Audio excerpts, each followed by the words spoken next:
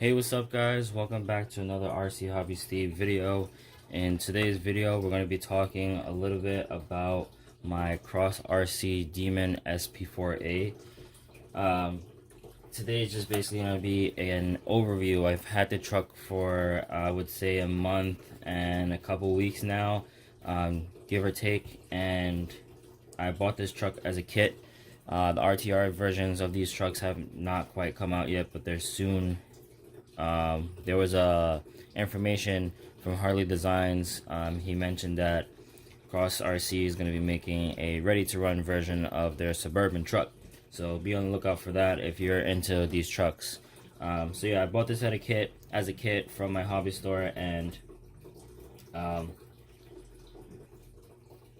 so far the build to build it took me some time because I wanted to be very detailed in where the pieces went, how they went together. I didn't want to screw up on anything and make the truck look bad, because as you know, most of my trucks are like really scratched up and beat up before they even hit the trails, because I don't have patience with certain things.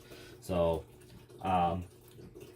for somebody that's just throwing this truck together, it's not going to take you a very long time. It'll probably take you at least a day, because obviously you have to paint a lot of stuff that comes with this body, mainly bumper. The hood piece is completely separate, so you have to paint that, the entire cab, the rear bed, and then the entire interior. One thing I did not get to paint was the rear bed underneath. I just left that as is. I'll probably get to it at some point, but I did have a chance to take this beautiful truck out on the trails at Green Hill Park, and I have to say, with the size tires I have on now, these are the 1.9 BF Goodrich Mud-Terrains. These are the KM3s. This is a 4.75 tire, and then the original tire that the kit comes with is this I want to say, so supposedly this is their 1.9. It's a 108 by 42 1.9 tire. So it's a heck of a lot smaller tire, as you can see. So kind of leans more towards a 1.55 tire, I would say. I didn't like the tire much because it didn't look very scale, and then when the rim was on it, it looked really skinny too. So I'm more of like a bigger tire guy, but what some people commented on my pictures and my videos was to try and use the smaller version tire of this, and I think that's what I'm going to do. I'm going to use the Class 1 with the Predator compound. This is their regular compound on this tire. So I did throw these tires on. I do have some weight up front. It's not needed. The truck drives perfectly uphill and on side hills without the weight up front, but I decided to throw it on there because these bead locks already had the weights up front. For electronics that I threw in here, if you haven't watched my build series yet, I threw in an Axio AE5L ESC because that's what I had laying around. This came from my YJ over there. Just bring you guys closer. I threw in a RC four-wheel drive. I believe this is a 27 turn motor. Doesn't give me that much speed regardless of it being a 27 motor, because this truck has a gear reduction unit. So the gear reduction unit is right there. It's black in color, so you're not going to really see it. But I did remove the screws from the cab, so let me remove the cab real quick so you guys can see underneath.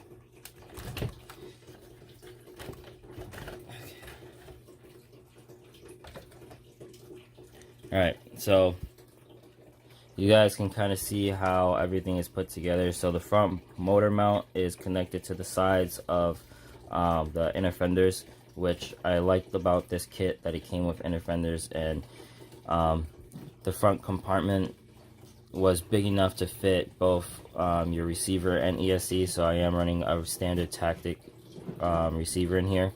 It went bad on me once in a video. After the video of my creek run, I had to air it out, and then it was fine. So then I went ahead and purchased some Plasti Dip that I have right there, and Plasti Dipped it because I guess the spray that I use wore out from constant use of this, and dirt kind of ate at the spray or whatever. So these are the electronics I run in it. I also have a light switch from Lit LED. He does not sell these anymore.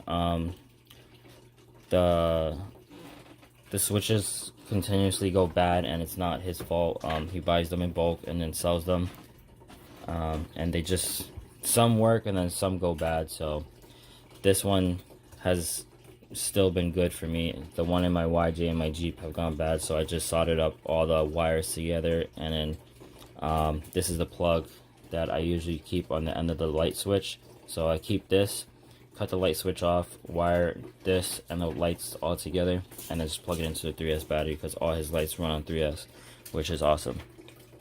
So this truck sports a transfer case, which has the gears in the transfer case and the gear reduction unit and the axles have not let down on me. I've put this truck through like a lot of hell at Green Hill. I even put it in spots where I knew things were gonna bind up just to see how well these gears will react to strain, and I have to tell you they did good. Of course, the truck stopped moving at certain points because you have a gear reduction unit and a brushed motor trying to turn these wheels, and when there's too much strain on the tires, the truck is not going to go anywhere. So that's why I'm planning on getting a brushless motor for this thing and testing it out. Some people say not to use the brushless motor with a gear reduction unit because it's not meant for high speed, but I'm going to get a low turn brushless motor, but use the truck. I've been using this truck on 3S and 2S, but mostly on 3S, and 3S gives me just a good amount of speed. I would say it gives you the same amount of speed that you would run the 27 without the gear reduction, but on a 2S. So the 3S gives you the 2S speed without the gear reduction unit, basically. But yeah, the truck went together perfectly fine. The only problems I did have that I'm going to tell you guys now is with one of the, let's get this on here.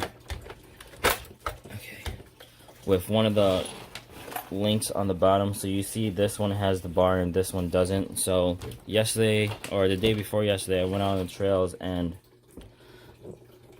this is the bar, the crossbar that goes underneath the skid plate, and the screws that go to hold the links are stupid short. Those are the ones that in the manual told me to use, and they kept backing out every time the truck would flex and then come down really hard. The screw would back out a little bit.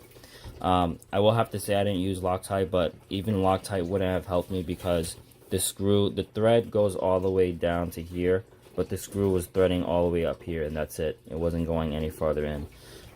So what I went ahead and did was found two longer screws, and I just added nuts at the end of it, and that keeps it pretty sturdy. I might do it to the rear, but the rear has been pretty solid. It hasn't been giving me problems, which is good. Overall, I believe the money you spend on this thing, regardless of it being a kit, you're getting a lot for your money, honestly. You're getting a truck that looks really scale, and I even designed the interior.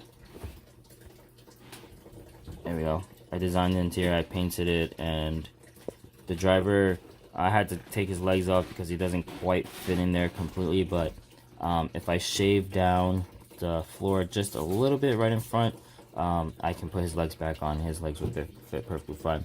The shift knob, it fell off. I have it somewhere sitting around my table. I have to put it back in. So that was the only thing that fell off on me because I didn't have enough glue on it. But overall, the truck has been performing really, really well out on the trails. I would say this performs a whole lot better than my Jeep does in certain situations.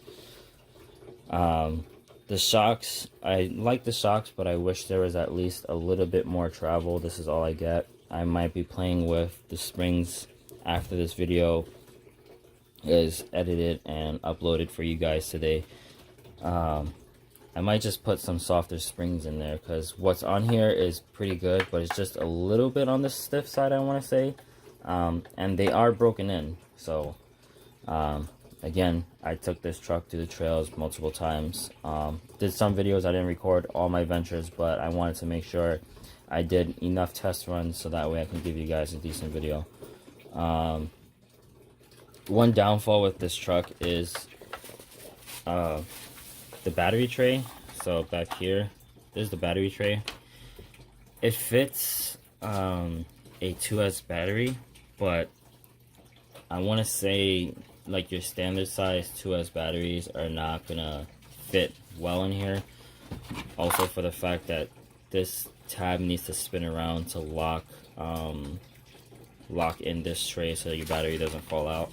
I've been using the battery in here without the tray because I can't close it. There's just not enough space for me to close the battery tray with the batteries I use. So since I use the 3S, I use smaller 3S batteries, and you see even that one, the Traxxas battery, there's minimal space in there afterwards, after you put that battery in there. So this is best for shorty lipos. You can use a shorty 2S lipo or a shorty 3S pack.